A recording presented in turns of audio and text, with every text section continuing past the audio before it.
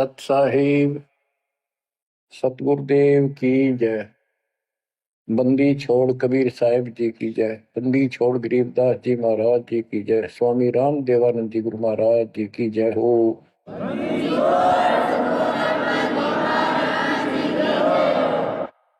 सर्व संतों की जय, सर्व भक्तों की जय, धर्मी पुरुषों की जय। श्री काशी धाम की जय, श्री सुडानी धाम की जय, श्री क्रोथा धाम की जय, श्री बरवाड़ा धाम की जय। सत साहिब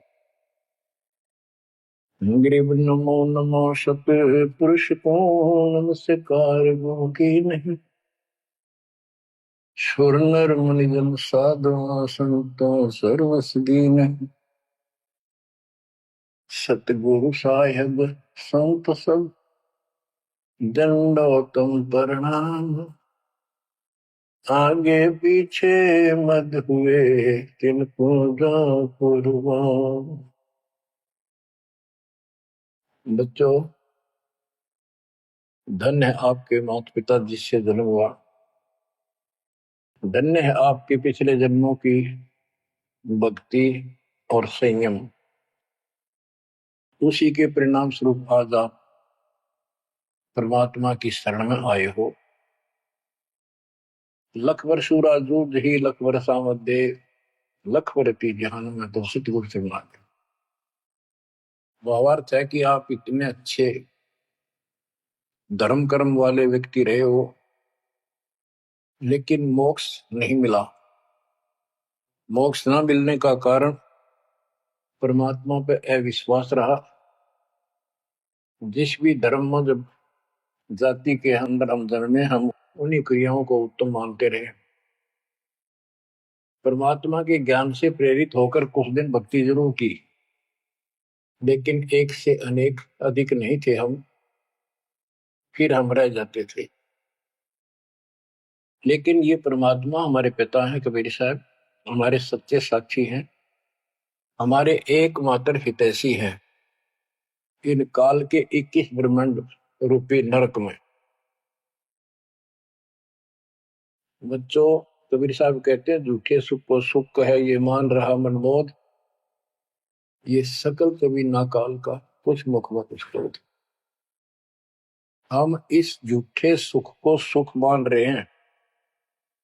थोड़ा सा धन हो गया, कार कोठी होगी, बेटा बेटी होगी, और फिर सारा दिन बकवादों से अतिरिक्त कुछ नहीं सोचता।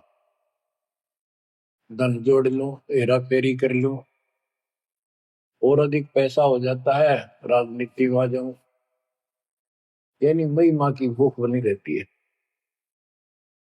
और ये हमारे जन्म मरण का मुख्य कारण है।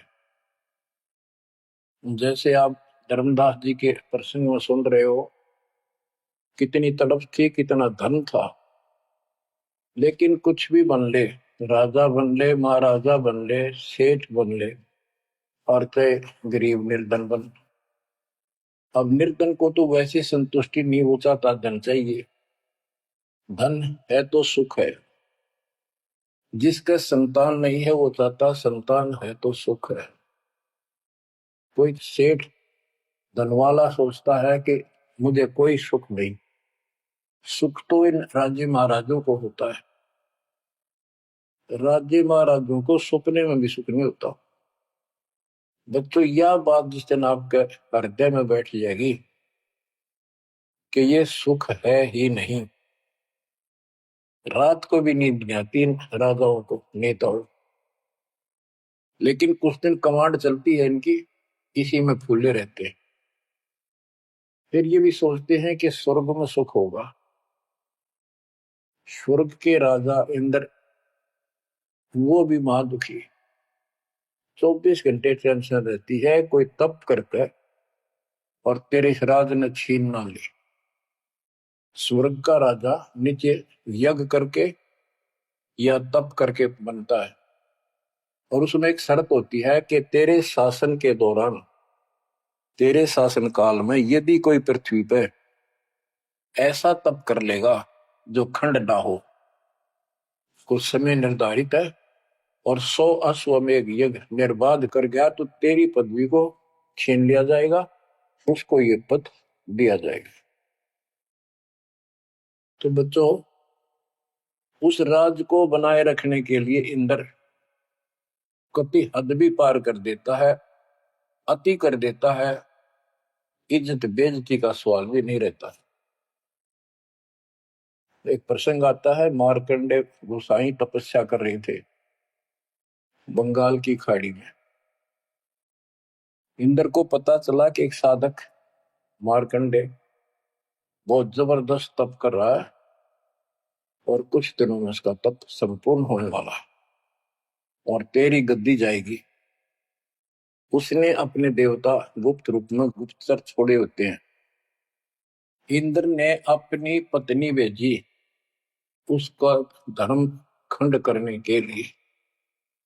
कति अंत हो जाता है आदमी जब अपनी पत्नी को परपुरुष के पास भेजता है, यहाँ कति गिरावट की अंत आ जाता है। इतना जलील होना पड़ता है इस राज्य को बनाए रखने में, और वो भी हार जाती है।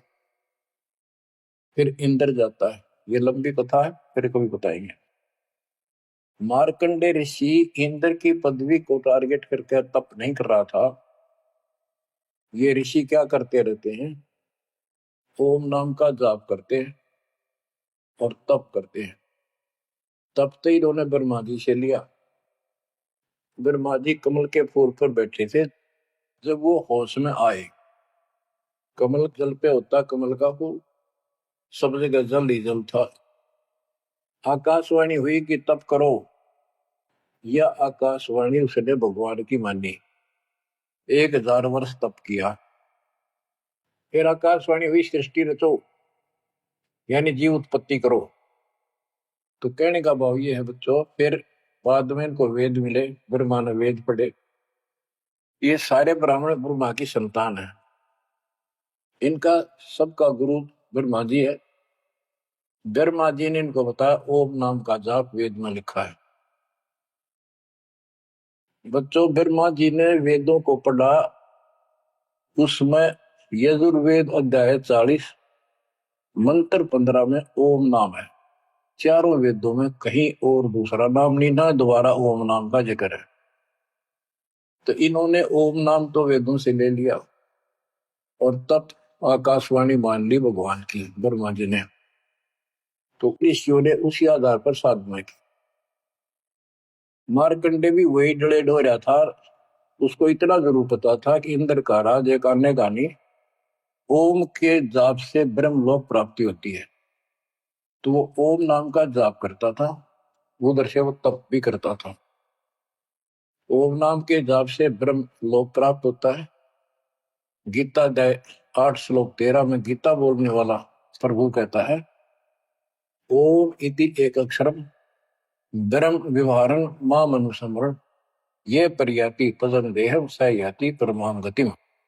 मुझ ब्रह्म का केवल एक ओम नाम है, जो इसका अंतिम सांस तक भक्ति करते हुए शरीर छोड़ के जाता है, वो ओम नाम से मिलने वाली परम गति यानी ब्रह्मलोक को प्राप्त होता है।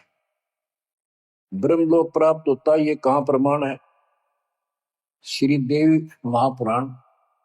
श्री देवी जी दुर्गा जी राजा हिमालय को बताती है। राजा हिमालय कहता है जी मुझे मोक्ष मार्ग बताओ। वो देवी का परम भगत था।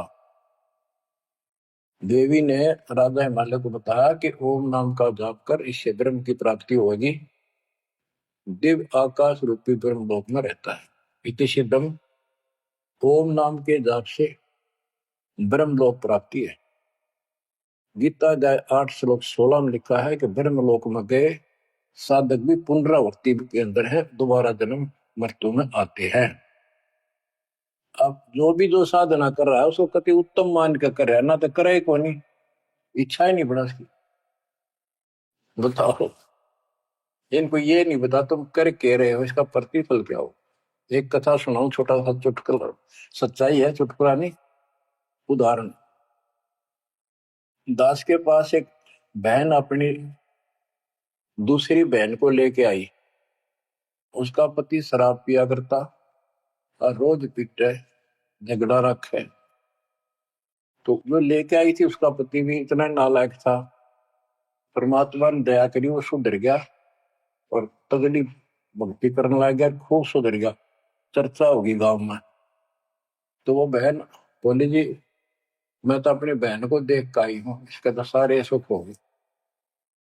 मैं बेटी आपके भी होंगे, आपको ये हमारी मर्यादा का पालन करना पड़ेगा।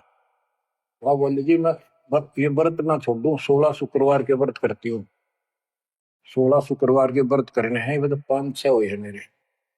मैं बोला हमारा नाम लेना बेटी वो सब त्यागने पड़ेंगे। ये व्रत रखती किस उद्देश्य से है, क्या लाभ होगा आपको फिर। तो वो बहन बोली जी बताई थी किसी ने, अब तेरा पति शराब छोड़ देगा।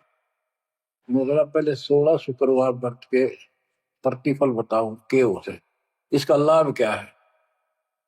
ये आन उपासना ये डले ढोने वाले क्या बताते हैं कि एक बहन का पति परदेश में गया था और वो 2-3-4 साल तक आया नहीं।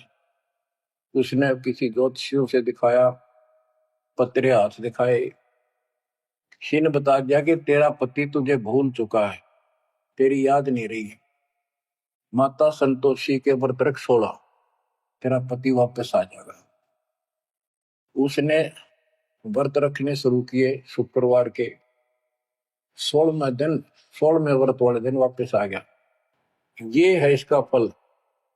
और मैं बोला तेरा पति रोज आवे रोज कूटे, गड्ढेगी तू इस बता के फूकेगी बनता, बुद्धि कान रखेगी तुम्हारी। तंती रखना नहीं चाहिए, 2-4 दिन ना हो तो बढ़िया, पिटाई देना हुआ। कहने का भाव यह बच्चों, इन गुरुआ गांव बिगाड़े संतो गुरुआ गांव बिगाड़े, ऐसे कर्म जीव का लागिए कीव जड़े नहीं जाड़े।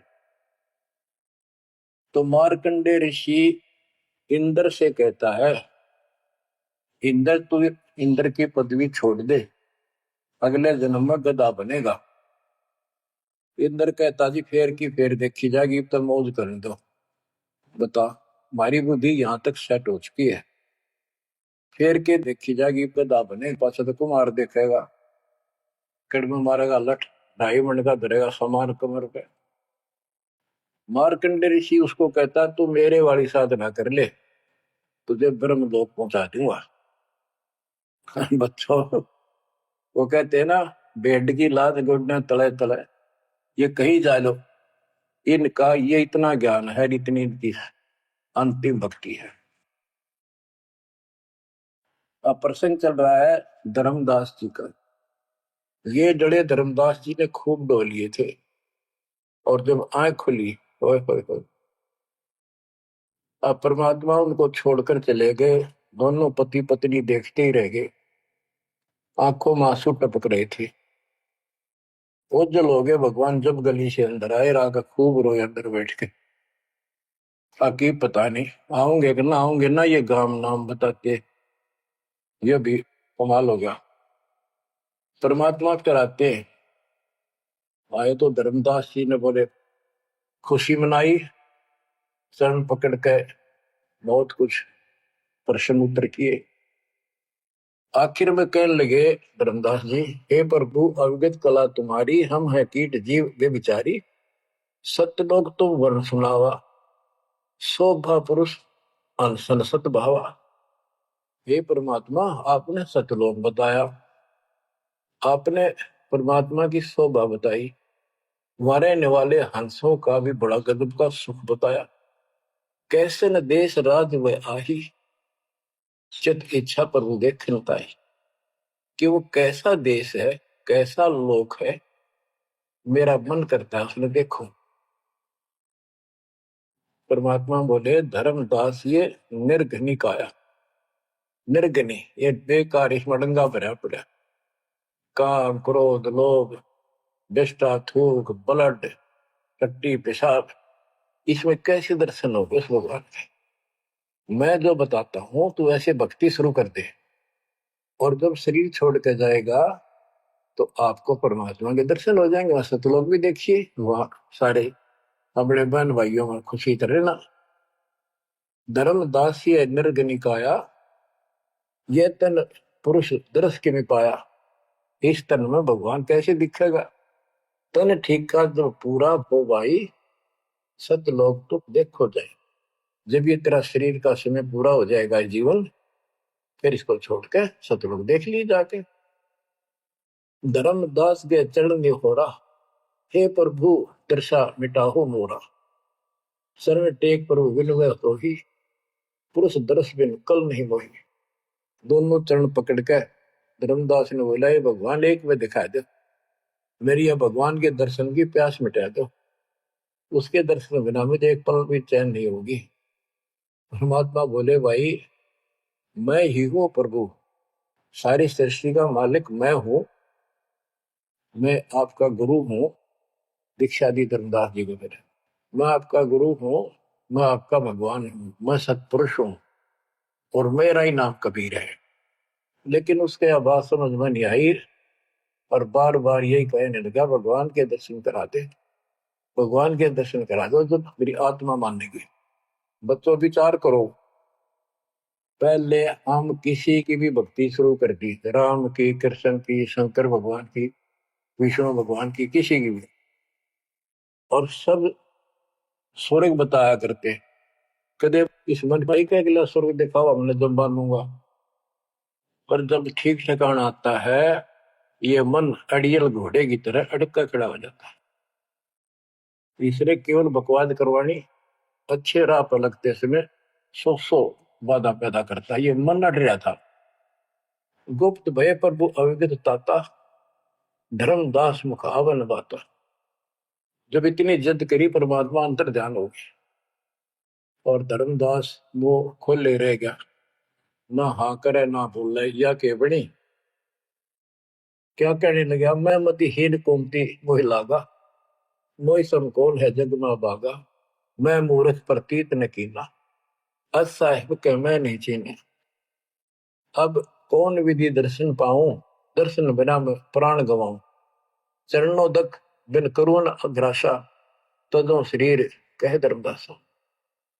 अब क्या कहता है, मैं बड़ा निकम्मा, मैं दुष्ट आत्मा, मतिहीन, कितना मुंह ला लिया भगवान ने मेरे को, और देख मैं कितनी इज्जत कर गया, मेरे जैसा निर्भाग धरती पर नहीं।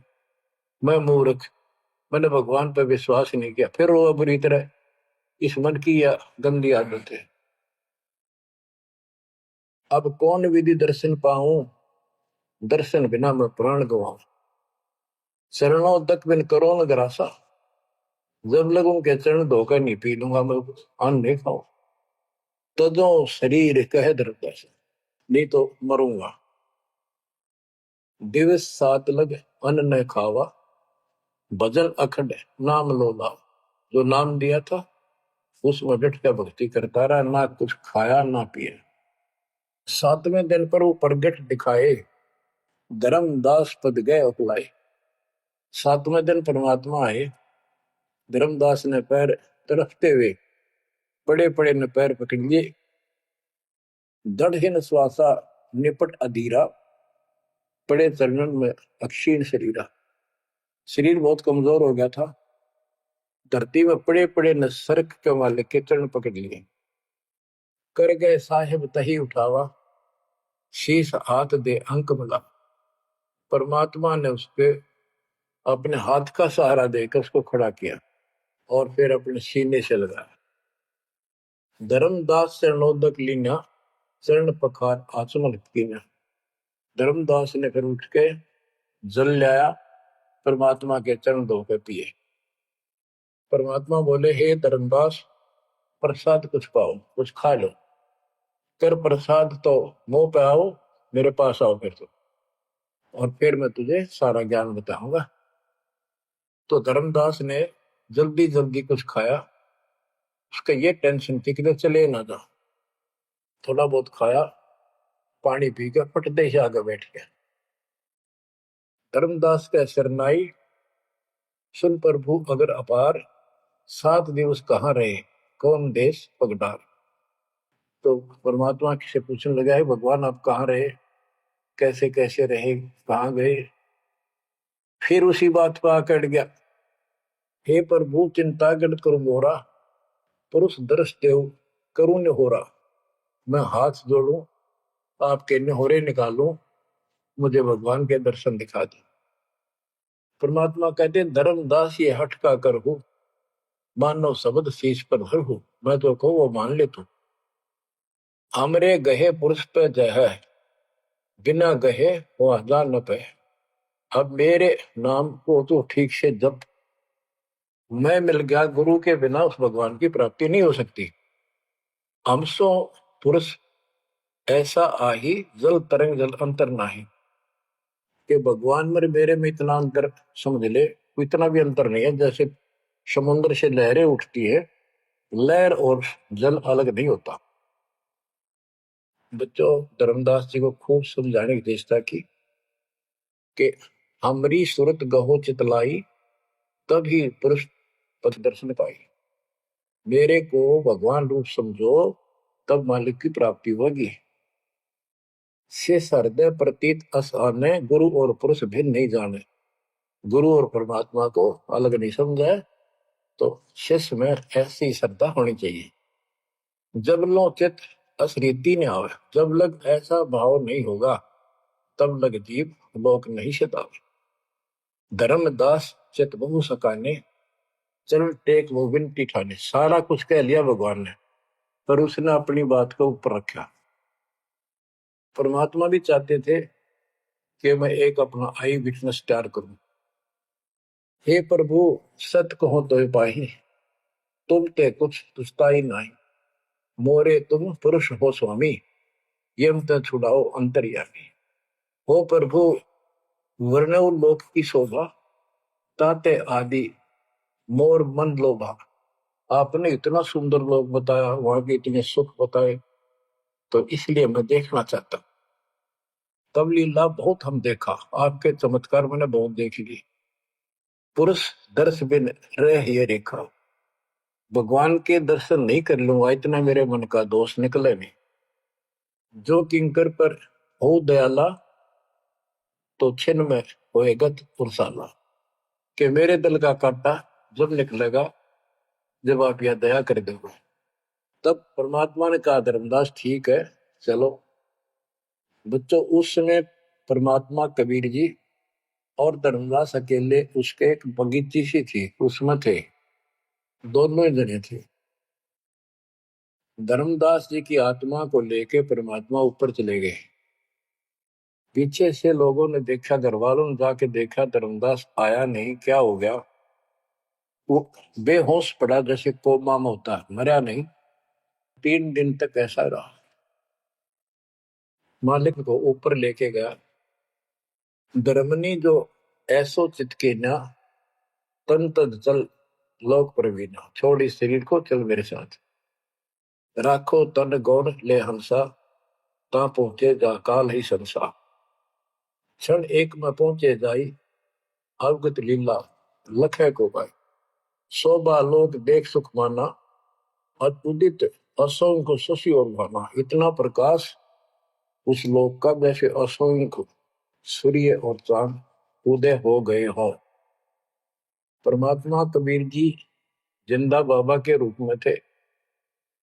जब सतलोक में पहुंचे और जब उस परमात्मा के महल के सामने सतलोक में संतरी खड़ा था, परमात्मा बोले, भाइयों, मृतलोक से एक हंस आए हैं, धर्मदास इनका नाम है, और इनको वह परमात्मा के दर्शन कराओ सतपुरुष के। द्वारपाल ने एक और भगत को बुलाया और कहा, इनको सतपुरुष के दर्शन करा के लाओ, महल में ले जाओ, दरबार में। जब वो लेके चला धर्मदास जी को, बहुत से भगत और आगे हंस, हंसनी, यानी जैसे यहाँ भगत कहते हैं वहां हंस कहते हैं, भगतमती कहते हैं, वहां हंसनी कहते हैं। हंस का अर्थ है, हंस एक पक्षी है जो बुगले जैसा होता है, ताकि सेम टू सेम। लेकिन उसका गुण ये होता है, वो मांस मच्छी नहीं खाता, भूखा मर जाएगा, केवल मोती खाता है। अर्थात संत भगत वो होता है जो सब बकवाद छोड़ दे, केवल राम नाम के मोती सेवा सुमन दान करे, उनको हंस कहते हैं। तो काफी हंस इकट्ठे होकर आगे भगत और हंसनी भगतमती। बच्चों, जैसे दास बताता रहता है जो बच्चे स्कूल में सुख लेना चाहते हैं और वहां बकवादों में लगे रहते हैं, वो सदा दुखी होते हैं। अपनी पढ़ाई पूरी करके बढ़िया नौकरी मिल जाए, फिर नाचो गाओ, वहां सुख लो सारा। नाचने गाने का मतलब यहाँ पृथ्वी लोक पर रहना नहीं। भाव ये है कि जब आप सतलोक चले जाओ तो वहां मौज करियो सारी। यहाँ का नाचना और कित का गाना, एक पलक में पता नहीं क्या हो जाए।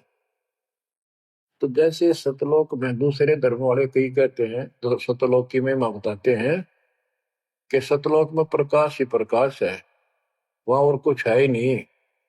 वो आत्मा उसमें ऐसे मिल जाती है जैसे बूंद समुद्र में। ये पूरा राधा स्वामी पंथ, सच्चा सौदा वाले, सरसा वाले, देव गुरुदेव वाले और भी सब इस यह रटला रहे, वहां कुछ नहीं है। और आंखों देखा धर्मदास क्या बताता है, वाणी पढ़ता हूँ, ये वैसे लिखी हुई है पुराने समय की, शुद्ध नहीं है इतनी, लेकिन अर्थ गजब का है इसका। कहते हैं, जित देखा जगमग झलका ही, देखत हर्षित भय ही भाई। धर्मदास ने जहां देखा इतनी सुंदरता प्रकाश में गजब का नूर चमक, देख देख खुश हो रहा है। द्वारपाल हंस जो रहिया, ता में एक हंस से कहिया, ए हंस तुम जाओ लिवाई, पुरुष दर्श दे आनो भाई। इसको धर्मदास को ले जाओ, परमात्मा के दर्शन करा के वापस यहीं ले आना। चले लिवाए पुरुष पे जहां, अचानक हंस वो आए तब ही। वहां बहुत से अचानक और हंस आगे वक्त। करत कोलाहल मंगल चारा, शोभा अद्भुत अंग अपारा। ओहो, उनके जो वहां पर भगत आए और भगतनी आई, इतने गजब के सुंदर शरीर देखते ही बने। उनके गले में रत्नों की माला और जगमग दे, बहुत गजब का, बहुत सुंदर कपड़े पहन रखे, अमर चीर शोभा धर्माए। अनसन भाल शोभा के वर्णो, धर्मदास कहता है कि उन हंसों के माथे की शोभा क्या बताऊं, बहुत गजब की। रवि करतारों षोडश चंद्र भाल छिवि लहू, यानी 16 चंद्रमा का प्रकाश हो उनके माथे की, इतनी चमक थी, इतना नूर था। हंस कांति प्रतिरोम प्रकाशा, हीरा मणि उदित रोमासा। उनके शरीर की इतनी गजब की शोभा थी, प्रत्येक की रोम रोम की जैसे हीरा मोती चमक रहे हो। उनके शरीर का प्रकाश षोडश रवि, अनसन छवि मोहा, देह प्राण शुभ अमृत शोभा। उनके शरीर की शोभा 16 सूर्यों के प्रकाश जितनी थी। अब वहां भगवान के दरबार में पहुंच जाते हैं वो लेकर के, सिंहासन से भी देखत मनमोहा। ओहो, सुरती हंस अग्रानी अगाने, सत्य पुरुष सकल देखत अरसाने। वहां लेकर गए नाचते गाते हुए। जब उसने भगवान को देखा, धर्मदास जी ने, तरह गजब का प्रकाश, एक रोम शरीर के बाल की चमक, करोड़ सूर्य करोड़ चांद मिला दे। एक रोम रवि शशि कोटि सा, एक रोम की शोभा करोड़ सूर्य और चंद्रमा जैसी। पुरुष प्रकाश सतलोक अंजोरा, ताने पहुंचे निरंजन चोरा। के उस सतलोक का इतना सुंदर प्रकाश है, वहां ऐसी व्यवस्था है कि वहां ये काल निरंजन, ये चोर नहीं जा सकता, यानी इसका वहां भय नहीं है। अब सुनो, 4-5 पंक्तियों में कमाल कर दिया। पुरुष कबीर देखा एक भाई, धर्मदास पुन रहे लज्जाई। वहां पर परमात्मा, तो सतलोक का मालिक, असंग ब्रह्मांड के तख्त पर सिंहासन पर विराजमान था, वो वही सूरत थी उनके साथ धरती से नीचे से आया था। ओहो, देखो ये तो लिखा कबीर सागर में, ये वो सुना रहा हूं। और वास्तविकता आपको बताई कि परमात्मा स्वयं उसको साथ लेकर गए और वो चौर करने लगे उसके ऊपर। हमने इसका रस निकालना, सारा रस निकालना है। कबीर सागर का बहुत अड़ंगा कर रखा है इन्होंने, फिर भी हमने निष्कर्ष देखना है जब धर्मदास जी ने देखा कि ये कबीर इनका सेवक है और ये है भगवान, उसमें रूप दो थे। जब परमात्मा खड़े हुए और जिंदा बाबा वाला रूप उस तख्त पर विराजमान हुआ, बच्चों जिसको धर्मदास भगवान मान रहा था वो खड़े हुए सतपुरुष और परमात्मा जिंदा बाबा वाले वेश सिंहासन पर विराजमान थे, और वो चवर लेकर खुद परमात्मा उस कबीर जिंदा बाबा पर करने लगे। धर्मदास का आश्चर्य का ठिकाना नहीं कि अभी भगवान यो है कि ये है। इतने में वो जिंदा बाबा में समा गए जिसको वो सतपुरुष दिखाई दे रहे थे, और वो शोभा जो कि तू जिंदा बाबा वाले शरीर की होगी। अब कहते पुरुष कबीर देखा एक भाई, धर्मदास बहुत ही लज्जाई। वहां मुझे प्रतीत नहीं आई हे परमात्मा कैसी कुमुख हिम्मत छाई। धर्मदास कहता हुआ मुझे विश्वास नहीं हुआ, ये महाराज कह रहे थे भगवान मैं परमात्मा हूँ, मैं सारी सृष्टि का रचने वाला हूँ, मेरा नाम कबीर है, असंग ब्रह्मांड का स्वामी हूँ। अब धर्मदास जी कहते हैं भगवान कबीर पुरुष एक यहाँ छिपाए, सत्य पुरुष जगदास का है। धाये चरण गो अति सकुचाई, हे प्रभु हम परिचय तब पाई। हे परमात्मा अब आपको मैंने पहचान लिया, ये शोभा कस वहां छिपाओ और कस नहीं जग में प्रकट दिखावा। आपने ये शोभा वहां क्यों छुपा रखी है, वहां क्यों नहीं दिखाते इस लीला को, ये अपनी असलियत को, आपके वास्तविक शरीर की शोभा को। परमात्मा बोले धर्मनी जो वही छवि जग जाऊं तो ही विकल निरंजन राव। यदि मैं इस शोभा युक्त नीचे जाऊं तो काल निरंजन पागल हो जाए, और मैंने उसको वचन दे रखा है कि मैं अपना ज्ञान समझा के जीव को लाऊंगा। और वैसे बच्चों परमात्मा आज हमने ले जा, हम टिक नहीं सकते वहां पर, भूल जाओ इन बातों में, ये तो कहने की बातें हैं। उदाहरण देता हूँ, कबीर साहब कहते हैं हम मोहम्मद को वहां ले गए, इच्छा रूपी सतलोक गिरे हो, उल्ट मोहम्मद महल उठाया, दूध धीरे एक कलमा था। यानी हम हजरत मोहम्मद जी को ऊपर लेके गए थे कि ये समझ गया तो इन सब जो इसने लाखों त्याग कर रखे सबको बता देगा। लेकिन नीचे प्रभुता घनी होगी थी, संगत उबत खूब होगी थी इसकी, और उसके ऊपर प्रभुता पाके भूल गया भगवान को, नहीं इच्छा हुई तो वापस छोड़ दी। उस दिन पाछे आप भी मर गया और वहां प्रभुता भी रहेगी। काल का इतना अजब गजब जाल है बच्चों। तो धर्मदास जी से बोले कि आप नीचे जाओ। धर्मदास जी बोले भगवान ये वहां ना भेजो, यही रख लो मेरे दाता, इस नरक में मत भेजो। अब मैं नहीं जाऊं दाता वहां पर।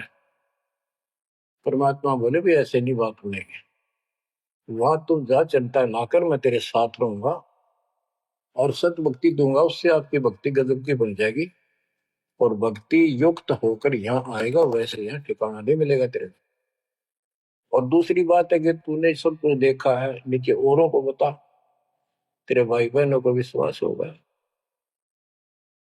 धर्मदास कहता है मोहे राख लियो महाराज हमसे बिगड़ी है, मोहे राख लियो महाराज हमसे बिगड़ी है, बिगड़ी है महाराज हमसे, बिगड़ी है महाराज हमसे, बिगड़ी है हमें नांगा लो महाराज काल की नगरी है तुम्हें, ना भेजो महाराज काल की नगरी है।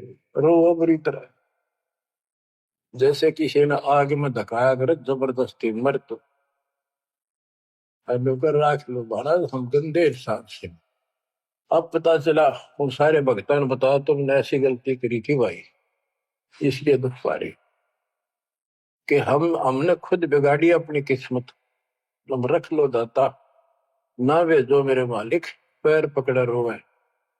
परमात्मा बोले भाई ऐसा ना कर, वापस चल और वहां पर मैं तेरे साथ रहूंगा, भक्ति कर, कोई दिक्कत नहीं आने दूंगा मैं तेरे को, चिंता ना करी, तेरे पीछे पीछे न फिरूं था मैं।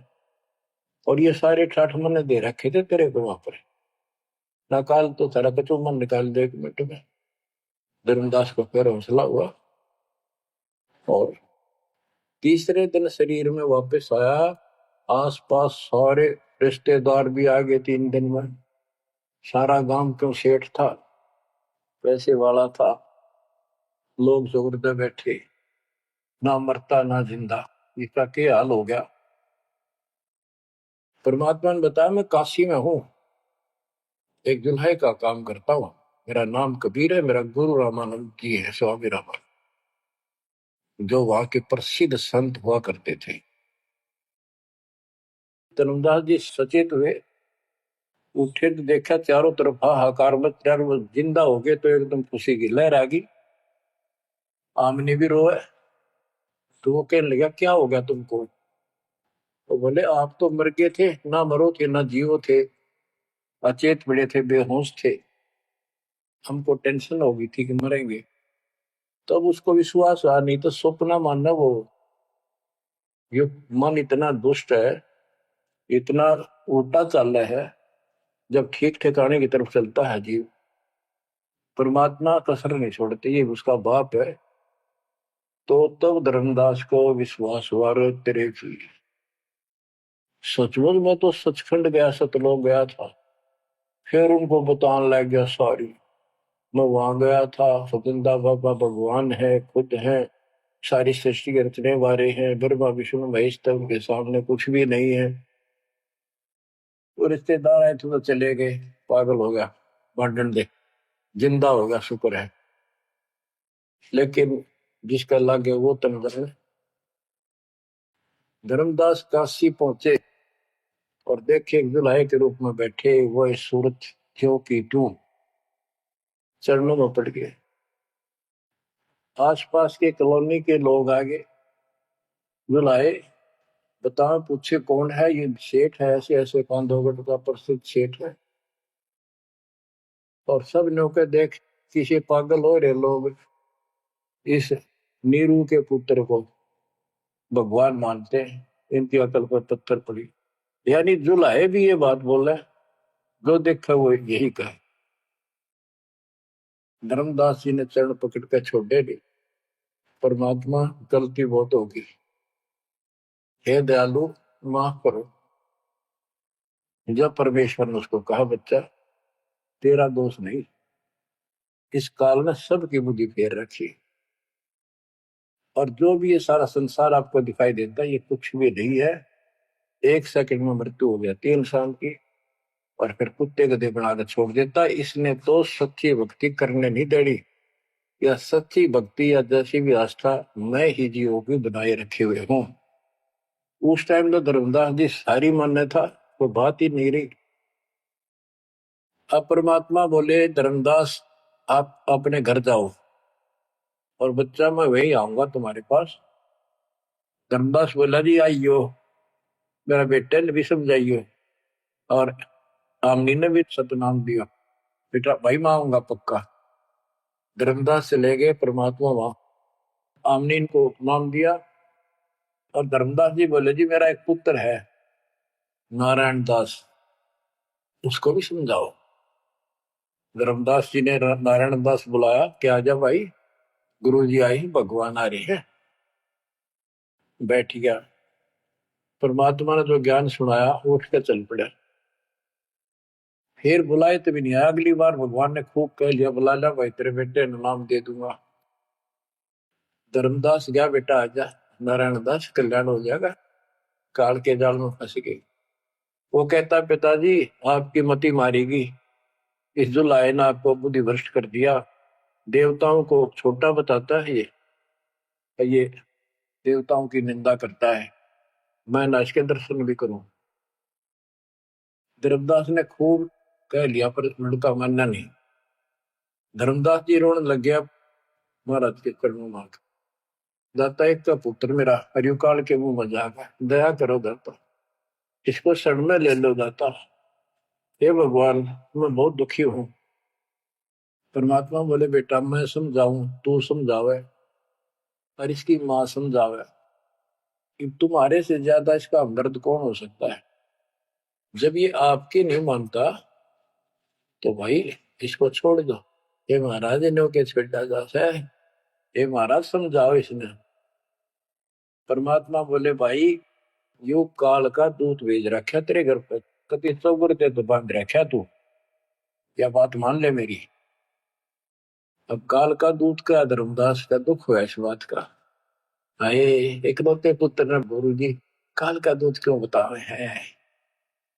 परमात्मा बोले कि तेरा बेटा कहां पर है, उसको एक बार ले आया यहाँ पर। धर्मदास बोले बेटा चल तो कुछ ना सुनिए, बैठ जाओ बस।